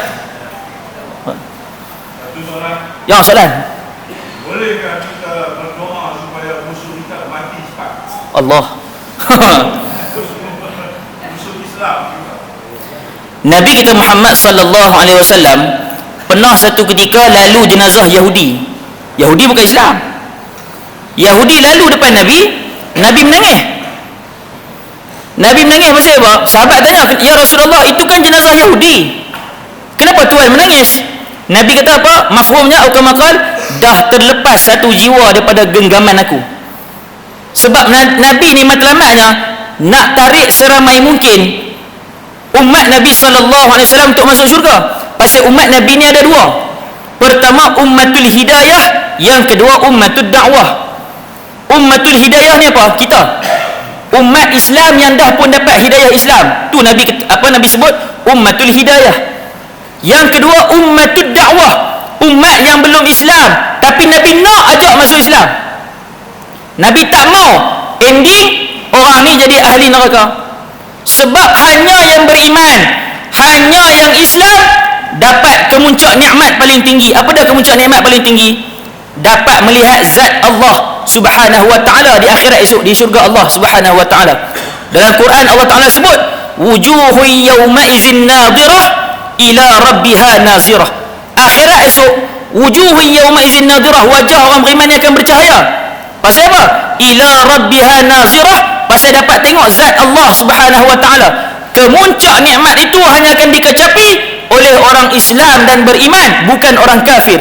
Orang kafir yang dahinya sekali pun tak mau sujud pada Allah Subhanahu wa taala atas muka bumi, Allah Taala sebut apa? Kalla innahum 'an rabbihim yawma idzin lamahjubun. Akan dihijab daripada nampak Allah Subhanahu wa taala. Jadi bila kita mendoakan saudara kita, dia umat Nabi tak? Dia umat Nabi. Hatta dia Islam ataupun dia kafir, kita Islam alhamdulillah umat hidayah. Yang kafir umat dakwah, kena ajak dia, kena bukakan mata dia supaya nampak pada neraca, pada hemat dia Islam ni bagus. Kena kalau kita doa pada dia, hang elok mati cepat lah, rasa-rasa nak masuk Islam tak dengan akhlak kita? Tak. Maka jawapan dia apa? Tak boleh, tu je. Tak boleh jangan. Hatta kalau kita mendoakan saudara se-Islam kita, bahaya. Ya Allah turunkan bala untuk dia ni, tak boleh.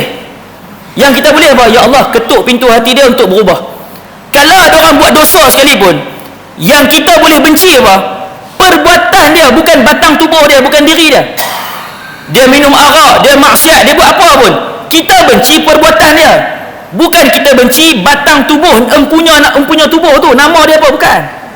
Semua orang buat dosa.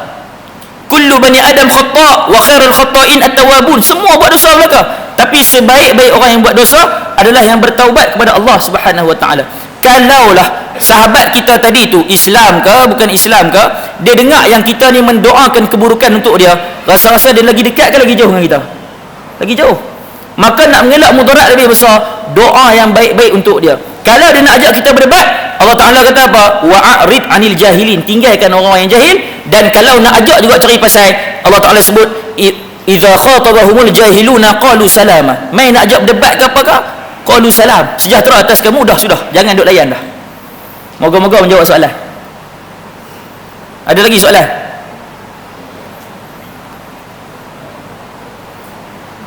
Dia dua je, bila duduk atas ni dia perasan apa? Satu tukar sila, yang kedua geling kepala. Bila nak habis? Wallahu subhanahu wa ta'ala a'la wa alam. Moga-moga ada sedikit sebanyak manfaat daripada perkongsian kita pada malam ini. Moga-moga Allah subhanahu wa ta'ala berkati pertemuan kita, panjangkan usia kita dalam ketaatan, kesihatan dan kekuatan. Moga-moga istiqamah sehinggalah dijemput oleh Allah dan mendapat pengakhiran yang baik yang disebut sebagai husnul khatimah. Allahumma amin. Sallallahu rabbuna ala nuril mubin Ahmadal Mustafa sayyidil mursalin. Sallallahu rabbuna ala nuril mubin Ahmadal Mustafa sayyidil mursalin. Sallallahu rabbuna ala nuril mubin Ahmadal Mustafa sayyidil المرسلين وعلى آله وصحبه أجمعين.